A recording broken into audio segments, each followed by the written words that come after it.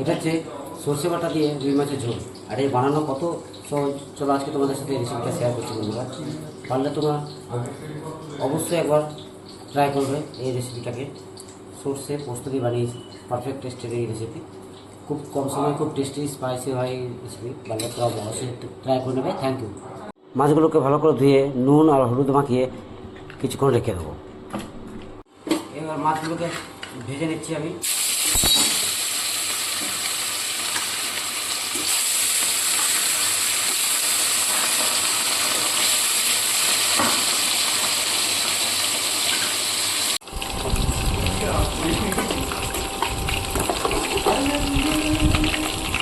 Finally মাছের ঝোল বানাবো, তার জন্য আমি রসুন নিয়েছি 6 কোয়ার মতো।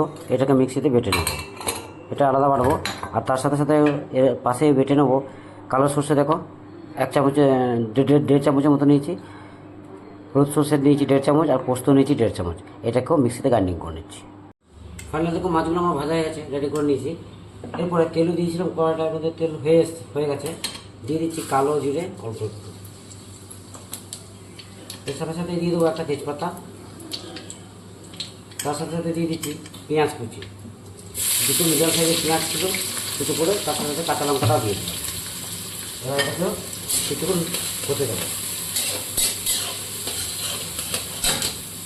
অ্যাড করে দিচ্ছি পেঁয়াজ কুচি। এটা হচ্ছে রসুন কুচি। রসুনটাকে মিক্সিতে গ্রাইন্ডিং করে নিয়েছি। 5-6 কোয়ার মতো রসুন ছিল, গ্রাইন্ডিং করে নিয়েছিলাম। এটাকে এবার অ্যাড করে দিলাম। দিয়ে দিচ্ছি টমেটো কুচি। এর সাথে সাথে দিয়ে দেবো স্বাদ অনুসারে লবণ দিয়ে দেবো।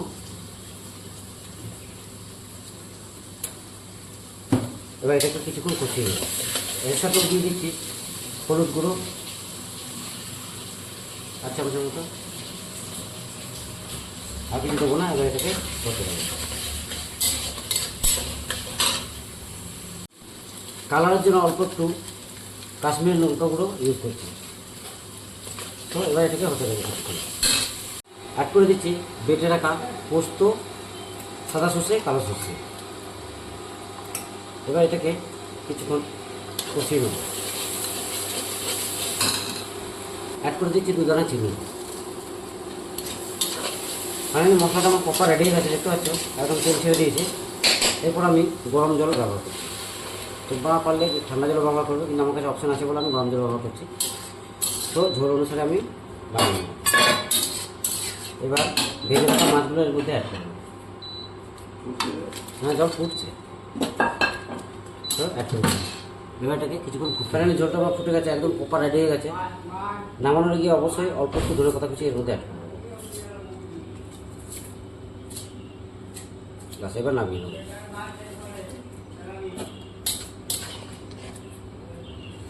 Thank you my dear friend. Finally ঝোলটা আমার রেডি, নামিয়ে নেবো। আর অবশ্যই লাইক কমেন্ট করে জানাবে কেমন কী হয়েছে না হচ্ছে, অবশ্যই জানাবে যেন বন্ধুরা।